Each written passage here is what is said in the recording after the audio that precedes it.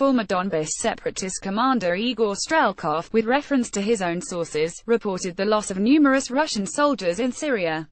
On his page on the social network vKontakte, Strelkov cited the evidence of several sources who have fought in Syria. Strelkov's first source has fought as part of the Wagner private military company, and has recently returned from Syria.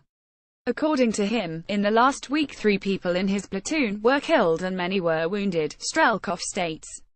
Strelkov claims that one of his former subordinates is in hospital, wounded in Syria while he fought as part of the Wagner group. And there in the hospital he isn't simply not alone. Each week several people arrive.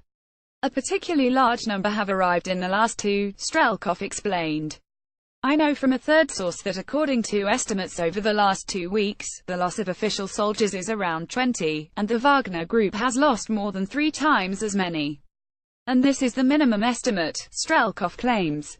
Such losses of regular soldiers and mercenaries who are essentially the same contractors have been caused by the dramatic increase in battles against ISIS in the Deir ez-Zor region and Maidan, where the Wagner group is being used for assault divisions the Syrians just run errands, as well as by militant attacks in the Hama province, where the Wagner group has to rescue the military police divisions who are getting into trouble.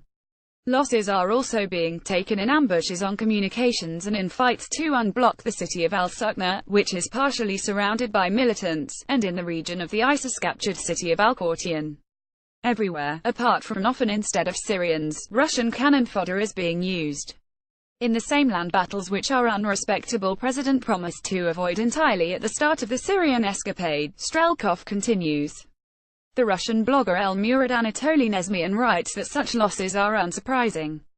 In his opinion, Russia is getting increasingly involved in the ground operation in Syria. According to Nezmian, the Syrian forces are virtually incapable of carrying out the ground operation, and so Russia does it for them. In reality, the assaults at all the hot points of the Syrian war are made by Russian military forces, and even special forces are being sent into battle more frequently, and infantry as regular line divisions. There are no longer any other ways to ensure the outcome, he writes. This being the case, the Syrians themselves have already simply stopped fighting. The militants' online resources are full of videos and photographs of fleeing Syrian soldiers, and of course, most of the failures in the south and in Hama are related to the widespread flight of local soldiers at the slightest sign of danger, which results in Russia getting involved in the war in its ground phase. Nobody remembers Putin's solemn assurances that there will be no ground operations. He lies so often and so much that one more lie or one less lie makes little difference. Nezmian concludes, Russia, Syria, heavy losses, Syrian conflict comments.